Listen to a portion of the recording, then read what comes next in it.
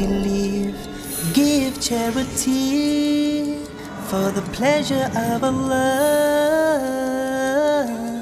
the pleasure of Allah. Oh, you who believe, read the Quran every night of Ramadan, night of Ramadan. Welcome, O Ramadan. It is Ramadan. It is Ramadan.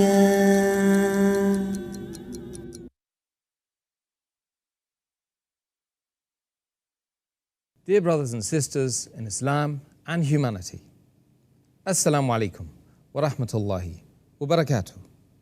May the peace, the mercy, and the blessings of Allah subhanahu wa ta'ala be on all of you. Welcome to the show, Ramadan, a date with Dr. Zakir. I'm your host, Yusuf Chambers, and today we will be discussing sighting of the moon. Dr. Zakir, Assalamu alaikum. Wa alaikum assalam wa rahmatullahi wa barakatuh. Dr. Zakir, could you first explain to us how is the beginning of the Islamic month determined? Alhamdulillah, wassalatu wassalam, ala rasulillah wa ala ali wa sahbihi ajmain, amma ba'd. A'udhu billahi minash shaitanir rajim, bismillahir rahmanir rahim. Rabbi shrah li sadri, wa yassir li amri, wa halul uqdatam min lisani yafqahu qawli. We find that whenever the blessed month of Ramadan approaches, we find a lot of concerns, debates, arguments, and different opinions as far as when does this month begin and end. And we have different people giving their own opinions, etc. But as far as the beginning of the Islamic month is concerned, Allah subhanahu wa ta'ala is very clear in the Quran that it is based only and only on the sighting of the moon. The moment you sight the new moon, the Islamic month begins. And Allah says in the Quran, in Surah Baqarah, chapter number 2, verse number 189, they ask thee concerning the new moons, say, these are signs marked, fixed for a period of time for the affairs of men and for pilgrimage. So Allah is very clear that the moment you sight the new moon, the Islamic month begins. And Muhammad sallallahu alaihi wasallam has made it clear in various Sahih hadith.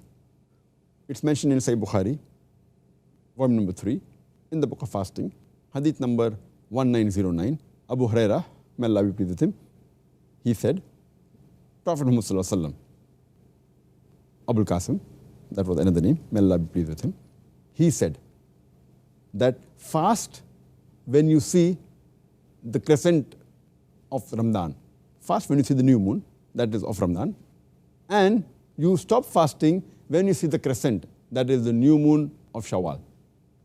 And if the sky is overcast, that means you cannot see the moon, then complete 30 days of Shaban. And Muhammad sallallahu alaihi wasallam was very particular to count especially the days in the month of Shaban, so that he could be sure when is Ramadan going to begin. And it's mentioned in Sunan Abu Dawud, volume number 2, in the book of fasting, hadith number 2318, Hazrat Aisha, may Allah be pleased with her, she says that Muhammad sallallahu alaihi wasallam was the most careful in counting the days of the month of Shaban. And whenever he saw the new moon of Ramadan, he used to start fasting. And if he could not see the new moon because of cloudy weather, etc., then he used to complete 30 days of Shaban. Muhammad sallallahu alaihi wasallam was particular in counting the days of Shaban, so that he could know exactly when does the month of Ramadan start. And as far as witness is concerned, whether the moon is sighted or not, the beloved Prophet Muhammad sallallahu alaihi wasallam said, it's mentioned in Sunan Nisa'i, book of fasting, hadith number 2118, the Prophet Muhammad sallallahu alaihi wasallam said, when two just Muslims sight the moon, when they give shahada, then fast or stop your fast. That means when two just Muslims give their verdict, you can start your fasting, start the month of Ramadan, or stop your fasting in the month of Ramadan. Therefore, two witnesses are required for testifying whether the month of Ramadan has started or ended. But there are other group of scholars who also say that one witness is sufficient to start the month of Ramadan based on the hadith of Sunan Abu Dawud, volume number 2, in the book of fasting, hadith number 2335, where Abdullah ibn Umar, may Allah be pleased with him, he said that when people were seeing the moon, trying to find the new moon of Ramadan, I told to the Prophet that I had seen the new moon. The Prophet fasted and he commanded all the people to fast. So based on this one witness alone, most of the scholars, they say that for the beginning of the month of Ramadan, one witness is sufficient. If two, that's preferable, but one is sufficient. And for the end of the month of Ramadan, then 2 witnesses are required. Dr. Zakir, you mentioned the issue of witnesses. What kind of a person's testimony will be accepted for sighting of the moon? As the beloved Prophet Muhammad said, as I mentioned earlier, in Sunan Nisa'i, the book of fasting, hadith number 2118, the beloved Prophet said that if 2 just Muslims, if they sight the moon, then you can start fasting or you can stop fasting. So here the criteria is it should be 2 just Muslims, that they should be adil. The Arabic word used is adil. It comes from the root word adal, which means straight, which means upright. It's opposite of a crooked person. And adil is a person who does all his obligatory acts, all his farais, and he does not commit any major sins, and he persistently does not commit any minor sins, completes all his obligatory acts, includes he fasts, he prays, he gives zakat, etc., etc., and does not do any major sins, which we discussed earlier in the previous episode of major sins, does not slander, does not backbite, etc. The person should be of a good character and should have good eyesight. Being adil is a must. The person, besides being adil, the person also should have a good eyesight, because only if he has a good eyesight can he sight the moon. If he doesn't have a good eyesight, only being adil is not sufficient, because then he may be deluded. So besides being adil, he should also have a good eyesight. And the criteria that's always laid down by Allah subhanahu wa ta'ala in the Quran, the person should be strong and should be trustworthy. As Allah says in the Quran, in Surah Qasas, chapter number 28, verse number 26, the criteria for such type of people are that they should be strong and they should be trustworthy. Allah says in Surah Qasas, chapter number 28, verse number 26, speaking about narration of the story of Musa alayhi salam, when one of the 2 daughters of Shuaib alayhi salam says that he should employ Musa alayhi salam, "Oh my dear father, employ him on your wages," that means hire Musa alayhi salam, "because you truly require a man to employ who is strong and trustworthy." So strength and trustworthiness, these are the 2 criteria which are required. And a similar message is repeated in Surah Namal, chapter number 27, verse number 39, when Ifrit, one of the jinns, when he's asked to get the throne of Queen Sheba, then he says that truly indeed I have got strength and maybe you can trust me. Means one is the job is entrusted to him. He says he has got strength and you can trust him. So trustworthiness and strength are the 2 criteria required. So witness should be adil, that he should be trustworthy. That's what's important. Okay, thank you for the answer, Dr. Zakir. I'd like to further ask you regarding the sighting the moon. Is one allowed to use astronomical evidence to sight the moon? After all, isn't that more accurate than using a human witness? As far as using astronomical evidence, astronomical calculation or computation for the sighting of moon, as far as Islamic month is concerned, and the suggestions have been given very often, it's mainly given by those people who have lack of knowledge of Islam. Because as far as astronomical calculations are concerned, they were there even at the time of the Prophet. And this suggestion was not given only lately, it has even been given at the time of the Prophet. And when we read the hadith, we come to know what the Prophet said about it. It's mentioned in Sahih Bukhari, volume number 3, in the book of fasting, hadith number 1913, where Ibn Umar, may Allah be pleased with him, he says that the Prophet, peace be upon him, said that we are an illiterate nation and we do not calculate and we do not do accounts, mainly relating to the month of fasting, indicating that we do not use astronomical calculation or computation as far as calculating the Islamic month is concerned. And he said that it's only so and so, and he did thrice, 1, 2, 3. And third time he pressed his thumb, indicating it's either 29 days or it is, he did thrice like that, so and so, indicating it's 30 days. Now he said that we don't use astronomical evidence, astronomical calculation or computation. And immediately there's one more hadith, which is mentioned in Sunan Abu Dawud, volume number 2, in the book of fasting, hadith number 2313, where Ibn Umar, may Allah be pleased with him, it is said that he fasted alone, along with the people, and did not rely on the astronomical evidence, on the astronomical calculation.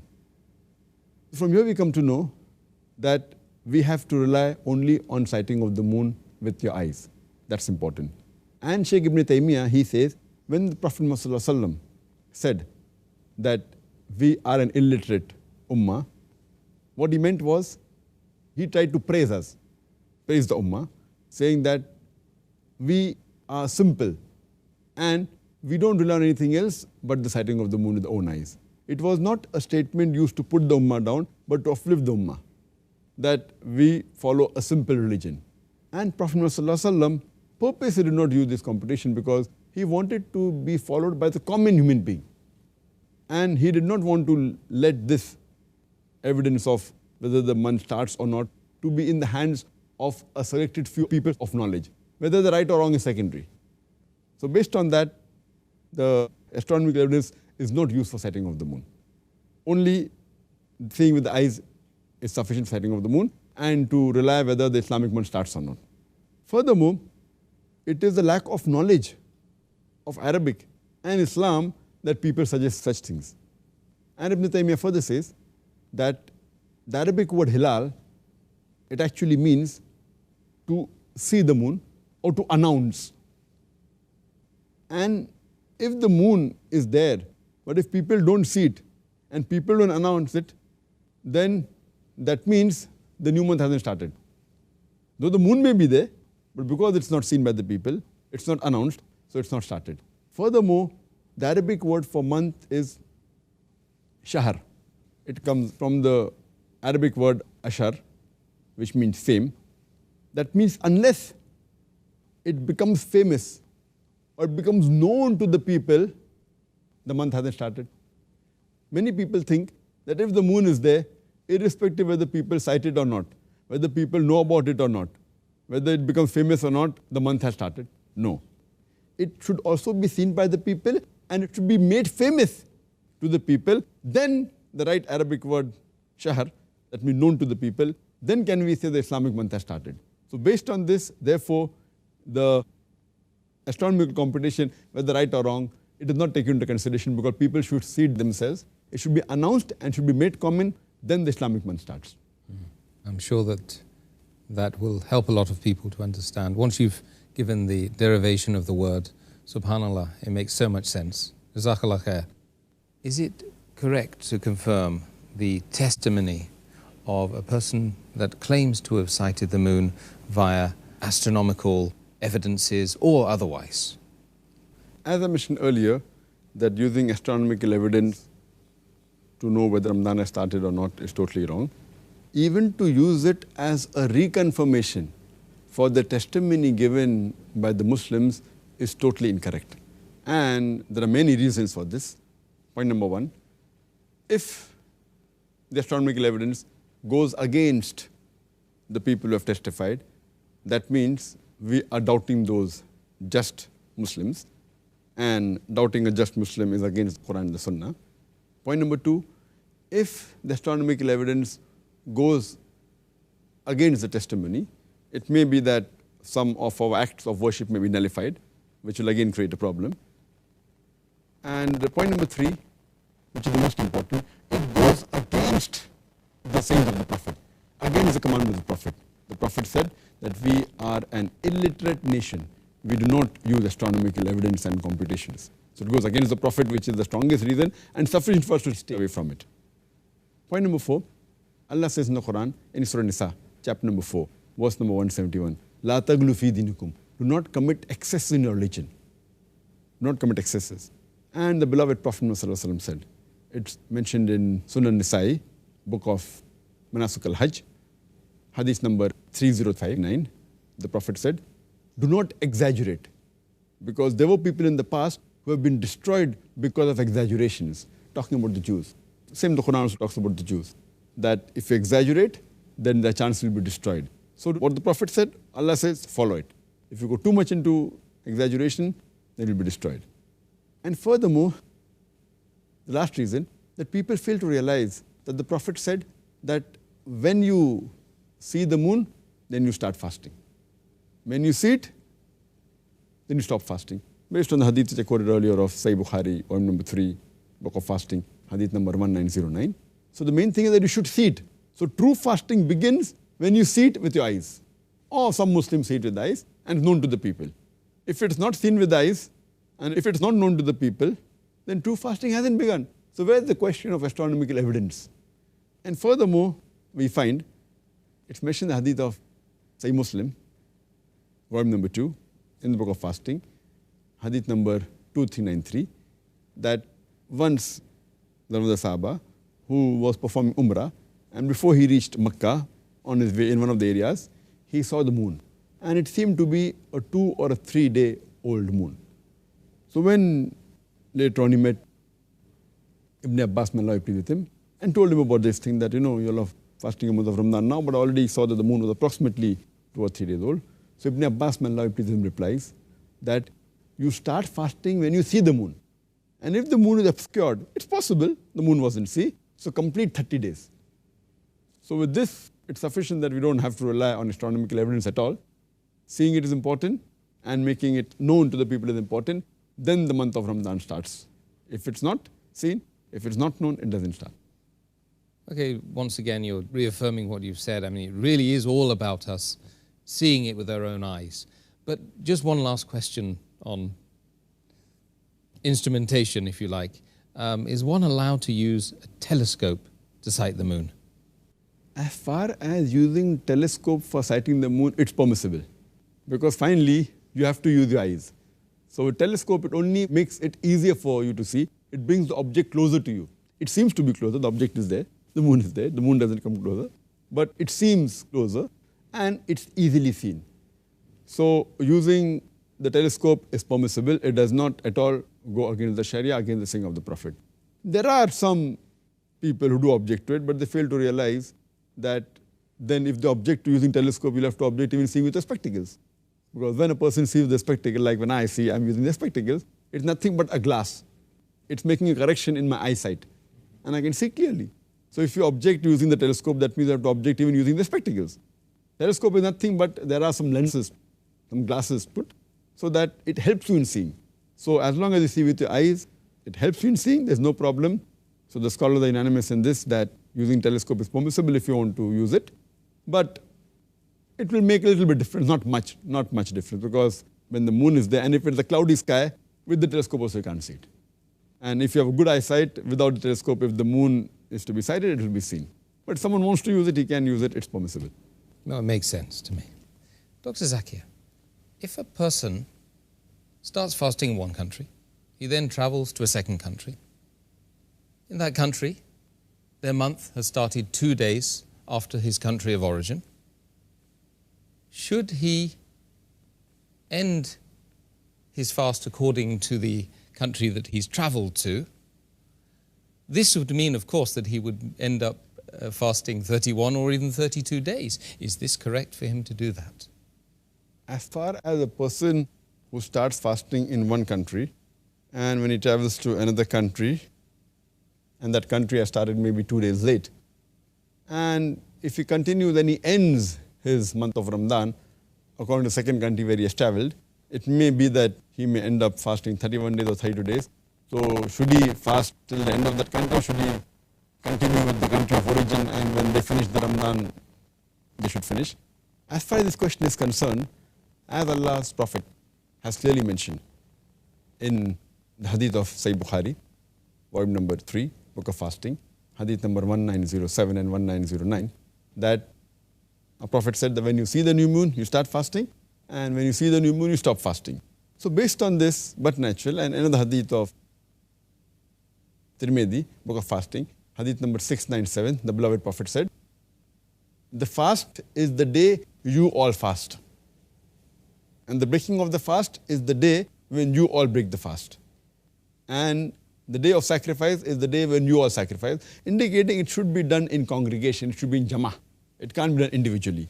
So because the person, when he shifts from one country to another country, he should follow the rules and regulations as the people of that country where he's staying in.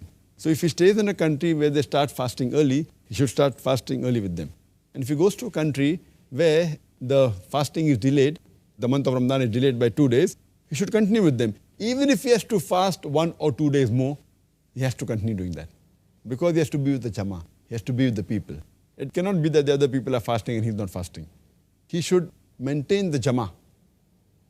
That as what the people are doing in the country where he's living, he should continue doing that. Even if he has to fast 1 or 2 days more. I know the month of Ramadan either has 29 days or 30 days, but since he has to follow the hadith, that the fast is the day when all the people fast. And the breaking of the fast is the day when all the people break the fast. So he should continue and break the fast only when all the people break, even if he has to fast 1 or 2 days more.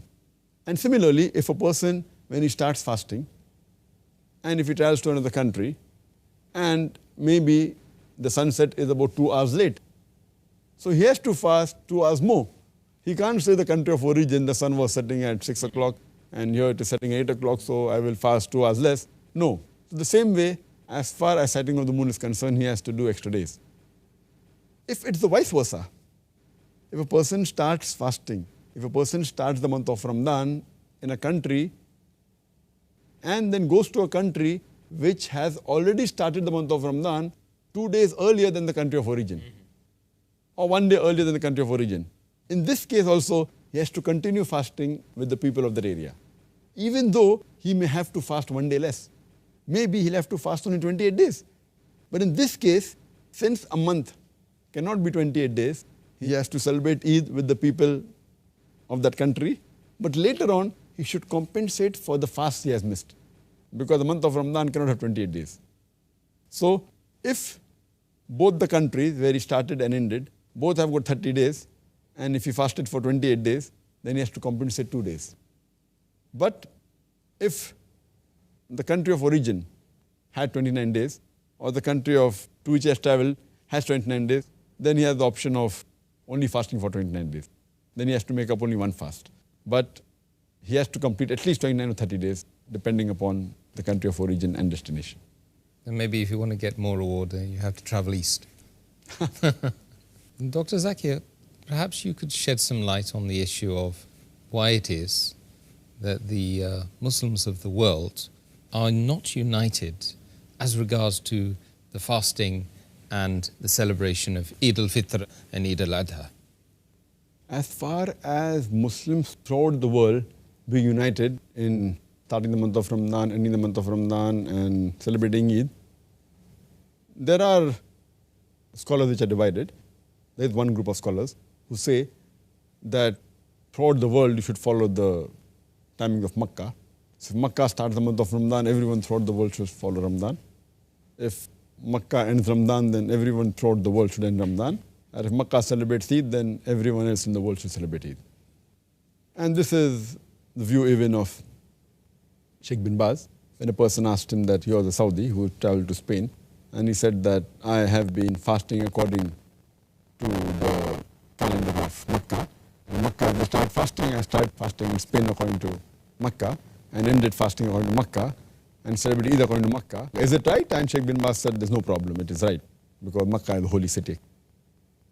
But the other group of scholars, they disagree and they say that the timings should be according to the area. There should be time zones. As Allah says in the Quran, in Surah Baqarah, chapter number 2, verse number 185, that if you sight the moon, so those who sight the moon, those who witness the moon, or those who are present at home, in the month, they should fast. And our beloved Prophet ﷺ also said, mentioned in Sahih Bukhari, volume number 3 in the book of fasting, hadith number 1907 and 1909, the Prophet said that when you see the new moon of Ramadan, then you start your fast, and when you see the new moon of Shawwal, then you end the fast.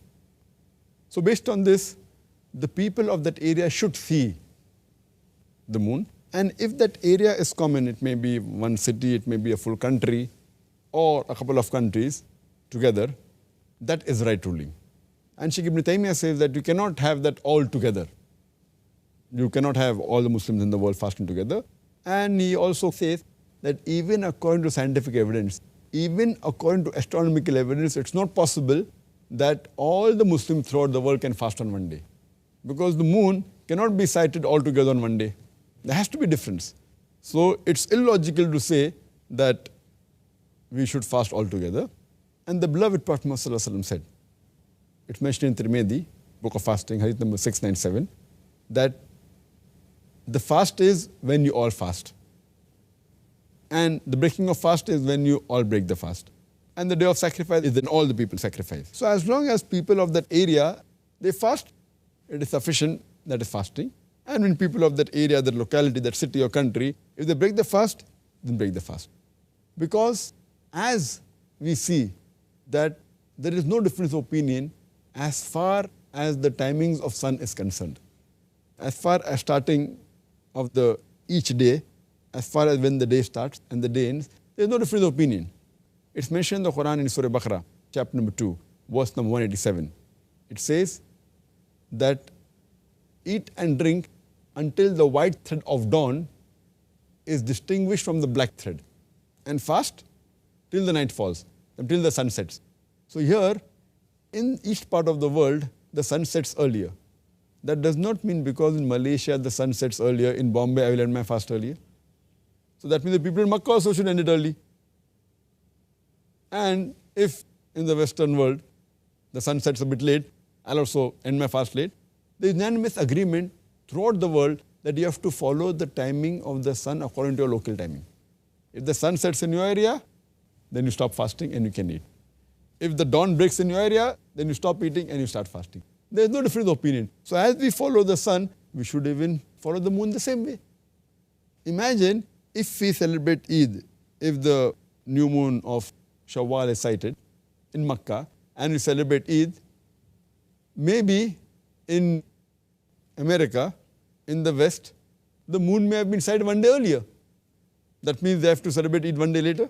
And in Pakistan or India, the new moon will be sighted 1 or 2 days later. So does it mean that they have to celebrate Eid in the month of Ramadan? And imagine those people, if they are for a Makkah timing, they'll have to fast even on the day of Eid. In America, where the moon, maybe it's seen Monday earlier, that means they will have to fast on the day of Eid, which is haram. Prophet said you cannot fast on the day of Eid. So here we realize that we have to follow the same rule as we follow for the timing of the sun. Otherwise there will be a big chaos and it will not be practically possible. And many people who say that, how is it possible that, Muslims in different parts of the world have Eid on different days? It's normal. We are used to having different timings in the sun. The morning time, when it's daytime in India, it is night time in America. We don't say, oh, how is the night time there and daytime here? When it's night time here, it's daytime there. We don't say, oh, what a stupid thing that people are united. Because that's the way it is. The timings of the sun differ. And the timings of the sun in the full world, it differs by 24 hours. 0 minute to 24 hours. It depends upon which longitude is your area. If it is the same longitude, then the timing would be same. And the world is divided into 360 degrees, 360 longitudes. Each longitude, it differs by 4 minutes. So if you travel by 15 longitudes, then there will be a difference of 1 hour. So 360 multiplied by 4 comes to 1,440 minutes. That's equal to 1 full day. So the world is divided into time zones. Now, just for the betterment, for ease, what we do, that though India has got more than 15 degrees longitude, yet the time is common. They take a center point and they say whether it's Bombay or Gujarat, one end of India, or whether it's Assam, the other end of India, the breadth, yet they follow the same timing. They take the central time. But in countries like USA, the width is much more. It is more than 30 degrees. The timing may differ more than 2 hours, but they have approximately 4 time zones. The time in Los Angeles is 2 hours earlier than the time in New York. So it differs. So there it will be, imagine, person phones from New York to Los Angeles, and he wonders that they're 2 hours earlier, but this is how the time zones are divided. And people are living with it. The same way people fail to realize that as far as scientific evidence for moon is concerned, the new moon can differ by 1 or 2 days. It is scientific. It's not possible that the new moon can occur throughout the world on the same day. It's not possible. It is unscientific. And I had just spoken to a scientist who was specialized in the field of astronomy. Just London and been there. And he told me that 1 or 2 days is common. Sometimes there can even be a difference of 3 days. Sighting the moon, in one part of the world to the other part of the world, it can be a difference even of 3 days. And once in a blue moon, it can even go up to 4 days.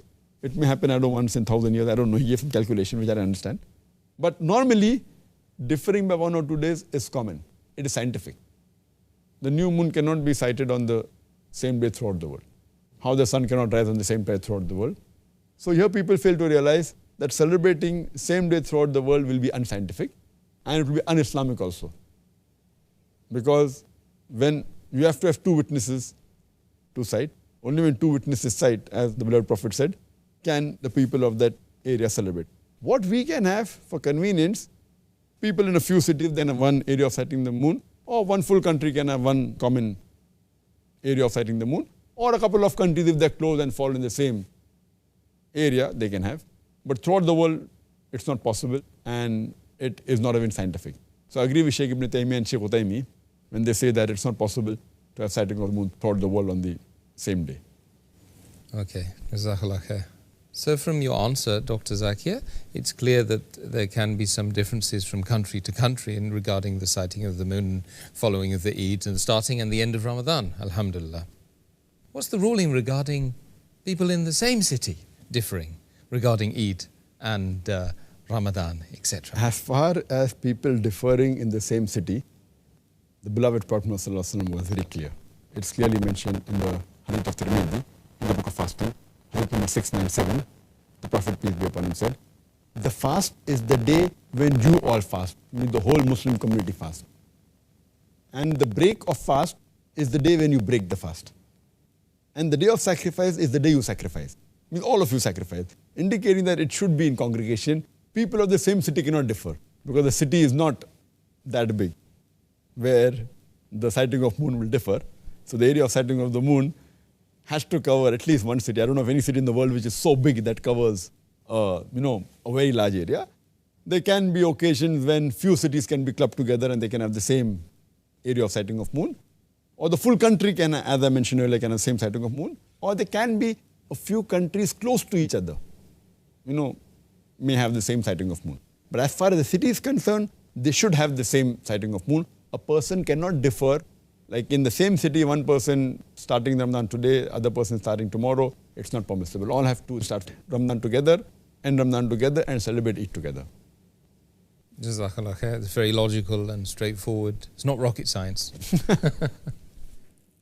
Dr. Zakir, there are many non-Muslims, no doubt, and I have met some of them, who are confused, and they often ask themselves, what sort of a religion is this in which people of the same city, are not united upon this wonderful day, this celebration of Eid, and also the beginning and the ending of Ramadan?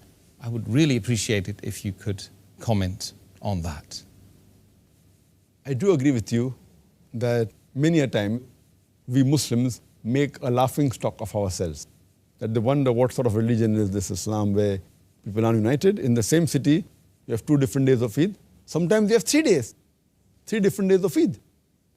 today, tomorrow, day after tomorrow. 3 different days of Eid. So they wonder, what sort of religion is this? And for this, as I explained to you in the earlier 2 answers, Islam is very clear. There is an unanimous decision. But we Muslims are to blame. It is not Islam. We Muslims are to blame because the Prophet Muhammad was very clear that we should be united. The Quran is very clear. It is we Muslims who are to blame that we are divided. The problem is not in Islam. The problem is in us Muslims. The problem is that we have many Hilal committees. Many. One city has 3-4 Hilal committees. Or many times there is one Hilal committee, but there are subdivisions, each belonging to one group. So the problem is in us Muslims. We have many Hilal committees, each belonging to one group, one sect, each fighting among themselves, or one Hilal committee having subdivisions. So what happens? That there's ego problem between them.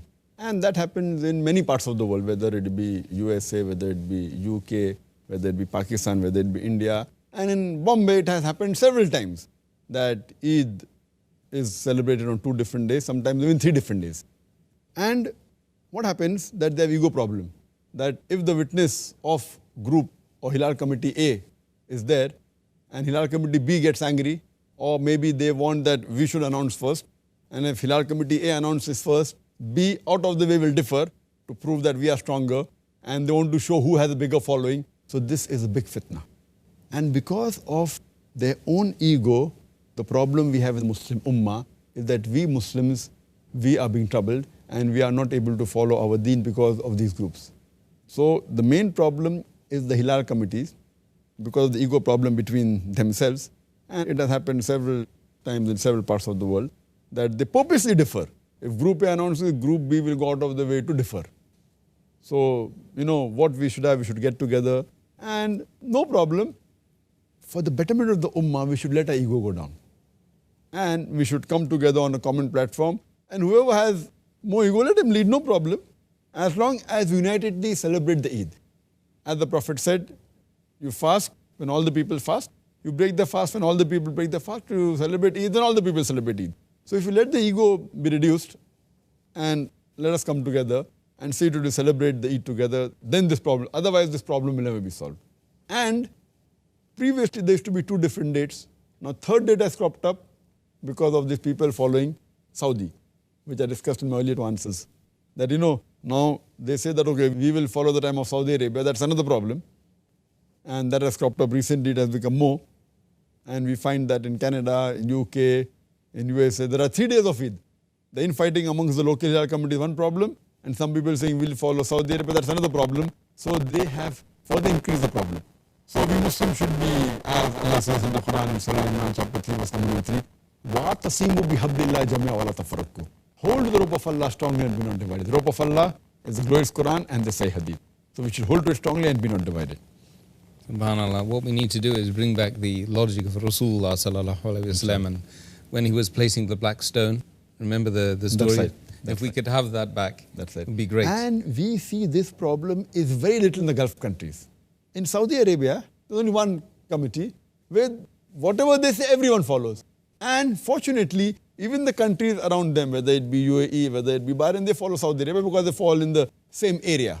It's not that big countries. So there's no problem and we are not laughing stock. They celebrate Eid on one day. When they announce, everyone follows. It's Eid. When they say Ramadan, everyone follows. So they are the best example, the Gulf countries.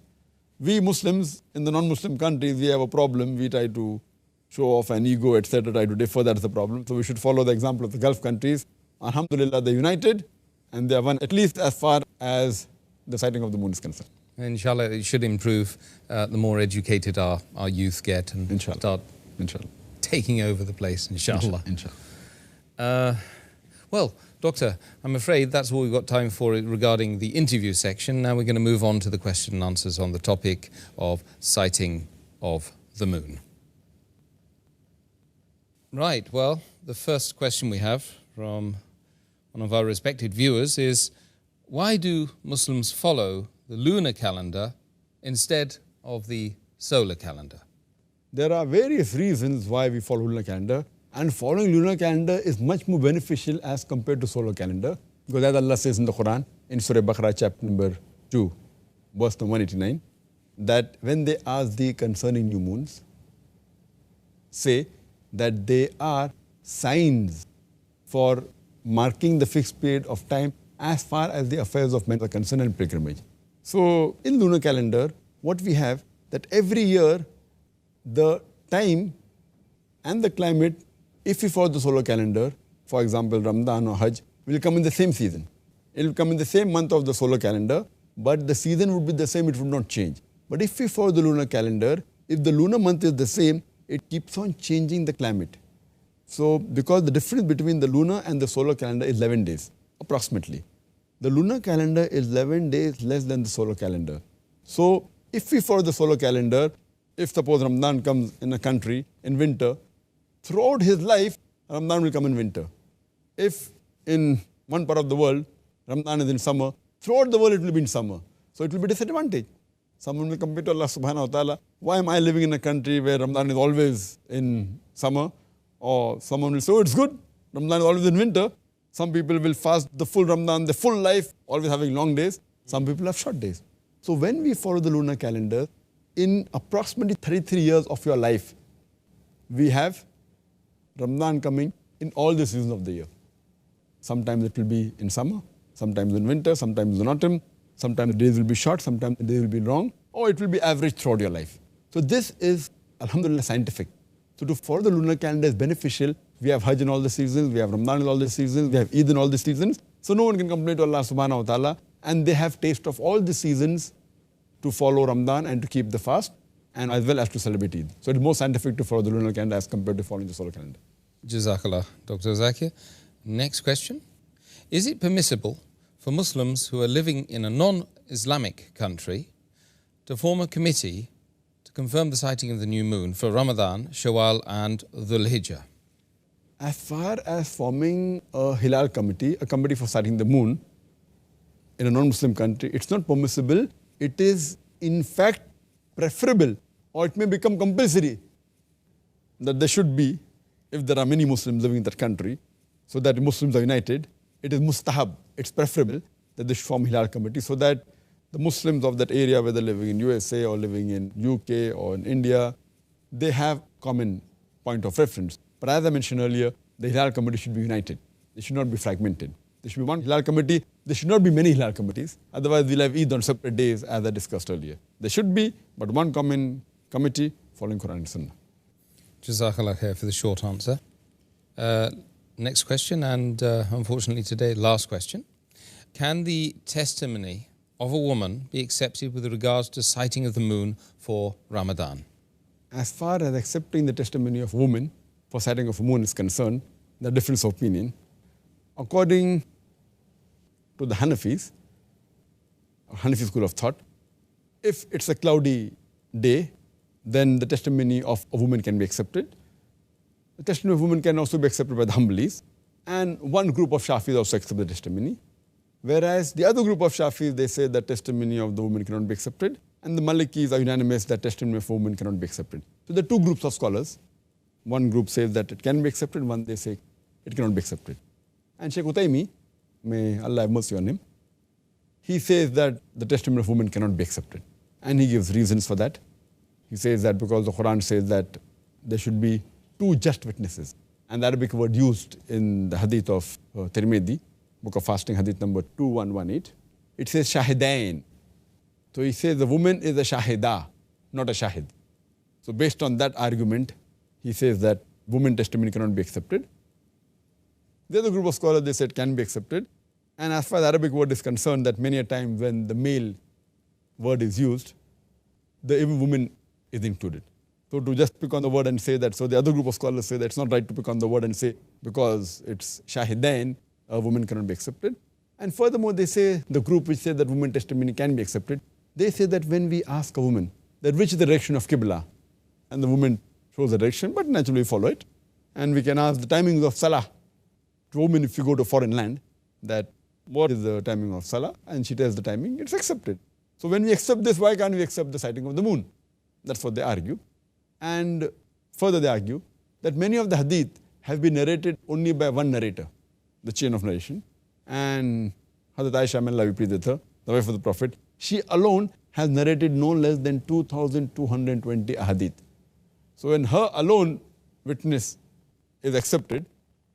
Even this hadith on the sighting of the moon is hadith of Hazrat Aisha. So when we can accept her narration alone, so why can't we accept the shahada of the moon? So this argument is very strong, that when we can accept that Hazrat Aisha, may Allah be with her, when she narrated the hadith of sighting of the moon, and we accept the hadith, so why can't we accept when she says that she has seen the moon? So the group which says that woman's testimony can be accepted is much more acceptable, though there is a difference of opinion in this aspect. Well, Jazakallah khair for your excellent answers today, Dr. Zakir Naik. And I think it's a very controversial issue amongst many Muslims, and I pray and I ask Allah subhanahu wa ta'ala to help us lessen the difficulties and the differences between us, so we can all celebrate Eid in each city. We can all celebrate Eid together, and we won't be the laughing stock of any non-Muslims or such like, inshallah. Jazakallah khair. Brothers and sisters, do join us again tomorrow at the same time when we'll be discussing the topic Zakat al-Fitr. Until then, Assalamu alaikum wa rahmatullahi wa barakatuh. حافظين ذاكرين قانتين